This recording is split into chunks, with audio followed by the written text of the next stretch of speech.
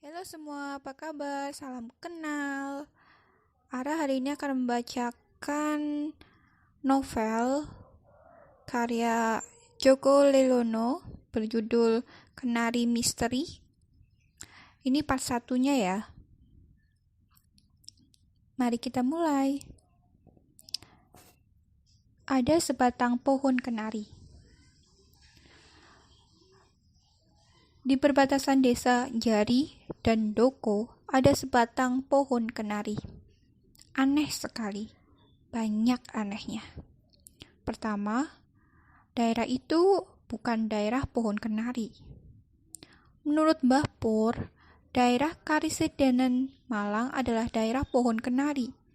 Daerah Karisedenan Blitar pohon asem. Begitulah peraturannya. Peraturan yang dibuat oleh pemerintah Belanda.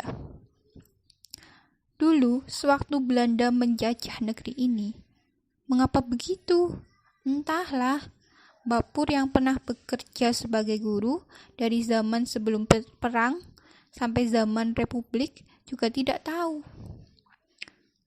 Mungkin karena menurut para ahli pertanian Belanda, memang tanah kedua daerah itu berbeda. Mungkin ini menurut perkiraan Mbah Pur sendiri, agar para pegawai Belanda, apakah dia itu militer atau sipil, langsung tahu jika sudah memasuki daerah Karisedenan lain. Nono, yang cucu langsung Mbah Pur, hanya melihat kenyataan. Sampai saat ini, sekian puluh tahun setelah Belanda berlalu, daerah Malang masih penuh dengan pohon-pohon kenari. Di tepi jalan, di luar kota, ataupun dalam kota, di taman-taman, tegar, besar, rindang. Kebanyakan pohon-pohon generasi tua yang sudah merindangi jalan saat Mbak Pur masih SD atau sekolah yang setingkat itu. Dan kini salah satu cucu Mbah Pur malah telah menjadi guru. Sementara di daerah seberang Sungai Lahor yang menjadi perbatasan antara daerah Malang dan Blitar, pohon pelindung di pinggir jalan berubah total. Yang ada hanya pohon asem, yang juga rindang, besar, dan tegar. Kecuali pohon yang satu ini, yang berada di jantung daerah Blitar. Masih sekitar 20 km dari Blitar memang, tapi sudah termasuk daerah Blitar. Antara kota Wlingi dan Blitar, jalan raya terpotong oleh Kali Jari. Kiri kanan jalan raya itu berderet pohon asem. Tapi menjelang jembatan Kali Jari, ada jalan kecil meninggalkan jalan raya. Mula-mula sejajar dengan jalan, kemudian berkelok ke kiri dan sejajar dengan Kali Jari. Membatasi daerah pesawahan dan kali itu sendiri. Nah, nyaris di tepi kali itu sekitar 20 meter dari jembatan di jalan raya, berdiri tegar pohon kenari itu. Jalan kecil itu sendiri kemudian habis di pinggir kali. Orang-orang biasanya meneruskan perjalanan dengan menyeberangi kali ke jalan kecil di seberang yang masuk ke desa Jari. Kali Jari adalah sebuah anak sungai kecil yang isinya nyaris pasir melulu, lebar tapi dangkal. Di beberapa tempat mungkin dalamnya hanya semata kaki, rata. Seperti di tempat penyeberangan itu. Mereka yang bersepeda tinggal mengangkat sepedanya dan berjalan saja menyeberang. Dari jauh memang seperti orang berjalan di air. Mula-mula Nono melihatnya. Ia heran setengah mati. Arusnya deras, membawa kerikil-kerikil kecil bergelinding, gemericik di atas pasir di dasar sungai. Kali Jari ini memang kali yang terbuat dari aliran arus lahar dingin Gunung Kelut. Saat Gunung Kelut meletus, arus laharnya mengalir lewat kali ini. Deras air, terkadang tanpa meletus pun tiba-tiba air kali yang memang deras tapi sedatar lantai itu tiba-tiba bisa makin deras dan bergelombang. Saat seperti itu sangat berbahaya, karena datangnya begitu saat tiba-tiba. Kata Mbah Pur lagi, ini juga hasil kerja pemerintah Belanda. Di atas sana, di Gunung Kelut, kawahnya dibuat saluran sehingga jika meletus, maka lahar yang berbentuk air dan pasir mengalir lewat kali ini. Lahar yang lebih berbahaya yang penuh dengan bebatuan dialirkan lewat kali Lekso yang mengalir di sebelah timur desa Beru, beberapa kilometer dari desa Jari. Kali Lekso penuh dengan bebatuan sebesar kerbau. Sekali peristiwa entah kapan, yang jelas jauh sebelum orang Belanda datang, Gunung Kelut meletus dahsyat sekali. Batu-batu sebesar rumah terlontar ke udara dan menghujani desa-desa di sekitar kali Lekso. Beberapa di antaranya di ladang, di belakang kakek Nono lainnya, Mbah Sastro. Di daerah kali Lekso tanahnya keras, di daerah kali Jari tanahnya gembur, berpasir. Anehnya, ini keanehan kedua. Di tempat pohon kenari itu berdiri, tanahnya cukup keras bagaikan padas. Hingga pohon itu seperti saudara-saudaranya di daerah Malang, tetap tegak, tegar, kokoh, rimbun. Pada pangkal batang pohon itu, besar lingkaran pohonnya sebesar lingkaran 4 orang lelaki dewasa saling bergandengan tangan. Pangkal batang pohon itu penuh dengan tonjolan akar-akar pohon yang begitu besar sehingga bagaikan dinding-dinding penyembul dari tanah. Kata Mbah Pur, di zaman perang kemerdekaan dulu, para gerilya Indonesia banyak yang berlindung di antara akar pohon itu. Jelas, pohon tadi kemudian dihujami peluru oleh tentara Belanda, bahkan granat dan mortir. Daun-daun rontok, buah kenari yang besar-besar juga rontok. Tapi pohon itu masih tegak berdiri. Dan gerilya Indonesia cukup punya waktu untuk lari, mencebur ke kali Jari dan masuk ke desa. Kecuali Trimo. Siapa Trimo? Ini keanehan ketiga pohon itu. Karena begitu tuanya, pangkal pohon kenari tersebut berongga. Besar sekali. Bagaikan gua. 3 orang dewasa bisa berdiri di dalamnya. Saat matahari terik, para pedagang dari pasar Talun merebut berteduh di dalamnya. Lik Ciem bahkan di pagi hari jualan nasi pecel di dalamnya. Rongga itu bagaikan kamar berbentuk kerucut. Di langit-langit rongga itu masih ada lubang kecil. Ke atas. Nah, menurut cerita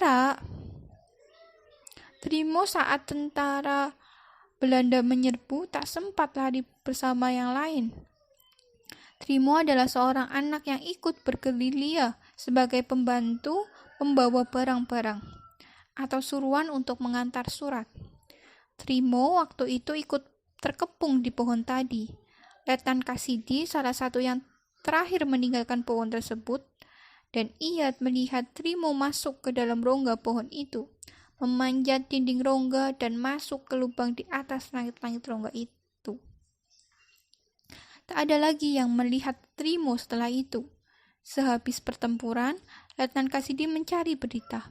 Tak ada berkabar Belanda menawan seorang anak. Tak ada tubuh Trimo di sekitar sungai, tapi tak ada juga di lubang di atas rongga itu. Nono menyadarkan sepedanya di pagar di tepi kali yang menandai tempat penyeberangan. Masuk ke dalam rongga itu. Melihat sekeliling, lantai rongga itu cukup bersih. Ada sapu lidi tersandar di dindingnya. Siapapun yang masuk ke situ agaknya diberi kebebasan untuk membersihkan. Di dekat pintu rongga terlihat beberapa putung rokok dan potongan daun pisang kering bekas bungkus nasi pecel. Dan di seberangnya, dekat dinding rongga, ada bunga-bunga mengering. Keluarga Trimo, orang tuanya pasti sudah tua sekali. Mungkin ini keponakan atau saudaranya, masih sering datang ke sini mengantar sesaji. Di beberapa tempat dinding angus oleh obor. Mungkin para ronda malam juga mampir ke sini. Nono menengadah. Lubang itu ada. Mungkin cukup untuk seorang anak kecil masuk. Mungkin Trimo waktu itu kurus, tetapi lubang itu terus kemana? Ke puncak pohon. Seolah-olah ada yang meniup tengkuk Nono dingin. Nono keluar dari rongga tadi. Beberapa langkah dari akar terjauh pohon itu, ia menginjak pasir tepian kali jari. Pohon itu rimbun sekali, padahal sudah sekian puluh tahun. Daun-daun hijau tua mengikat. Dan di antara dedaunan itu buahnya hitam-hitam. Mungkinkah lubang di dalam itu berakhir di pangkal dahan-dahan itu? Sekitar 5 meter dari tanah. Beberapa dahan besar memancar dari pokok batang. Dahan-dahan besar itu tertutup oleh dedaunan yang rimbun. Kiri kanan pohon tadi kosong. Sawah. Jalan kecil yang bercabang dari jalan raya meninggalkan semacam tempat terbuka di sekitar pangkal pohon yang sangat besar itu. Tanah tempat pohon kenari itu seakan semenanjung tanah keras yang menjorok ke daerah tanah berpasir. Orang-orang selalu menyebut pohon kenari itu jika ingin menyatakan jarak antara Beru, Jari, Talun. Kenari tersebut seolah sengaja ditanam sebagai titik temu ketiga daerah itu. Lalu kenapa kenari? Siapa yang menanamnya? Bukan suruhan pemerintah Belanda, kata Mbah Pur. Pasti dihukum. Malahan kalau sok iseng menanam pohon kenari di daerah pohon asem. Mbah Pur yang cukup terpelajar itu mengira ada buah kenari yang terbawa arus dan terdampar di situ dan tumbuh. Dari mana? Zaman dahulu, di daerah hulu Kalinjari tak ada perkebunan, tak ada perumahan, banyak desa memang, tapi agaknya tak akan ada pohon kenari di sana. Menurut Mbah Pur, pohon kenari bukan pohon asli daerah ini, bukan asli dari Pulau Jawa malah. Jadi siapa yang menanamnya? Atau dari mana? Keanehan keempat. Nono berdiri di pinggir Kalinjari, berdiri di dalam air. Air kali berpusar-pusar di kakinya. Itulah keunikan Kalinjari. Jika kau berdiri di dalamnya, di pasir itu, maka kau akan merasa masih lama kakimu masih terbenam. Ini karena arus air seolah mengerus pasir di bawah kaki kita. Hingga kaki kita akan turun, dan terus turun. Tetapi di dalam pasir, jika ia pergi ke rumah Mbak Pur, Nono hanya bermain-main saja di Kalinjari. Saat-saat libur sekolah seperti ini, ia sering berlibur di Wlingi. Di kota kecil itu banyak sekali kakeknya. Di desa Beru ada Mbah Sasro yang punya warung nasi, dan di Jari ada Mbah Pur yang punya pabrik tahu. Nono selalu tinggal di rumah Mbah Sasro. Enak, banyak makanan dan jajanan. Tapi ia juga suka sekali main ke rumah Mbah Pur. Di situ ia bisa makan tahu goreng sebanyak-banyaknya. Bisa ikut menggiling kedelai, bahan pembuat tahu. Bisa melihat-lihat buku di perpustakaan Mbah Pur. Mbah Pur pensiunan guru, jadi walaupun orang desa, ia sangat terpelajar. Bukunya ratusan. Dari yang tentang ilmu pengetahuan misalnya, tentang cara membuat tahu, sejarah Candi Panataran, vulkanologi, sampai cerita-cerita wayang yang berbahasa Belanda, Inggris, ataupun memakai tulisan Jawa. Semua ada. Memenuhi salah satu kamar di rumahnya yang berdinding anyaman bambu. Kalau berbicara dengan Mbah Pur, Nono seolah mendengar pelajaran sejarah saja. Bapur tahu hampir apa saja, bahkan perkembangan terakhir di Timur Tengah. Nono dan saudara-saudara sepupunya beri julukan Ensiklopedia. Tetapi lebih daripada itu semua, Nono juga suka bermain di Kalinjari, di belakang rumah Bapur. Tidak usah mandi, airnya selalu tampak keruh oleh pasir yang terus digerus oleh aliran deras. Di Kali Lekso, dekat rumah Mbah Sastro lain, di situ sungainya penuh batuan. Dasar sungai cadas, airnya bening. Ups, kakinya sudah tertanam terlalu dalam dan saat mengangkat sandalnya lepas.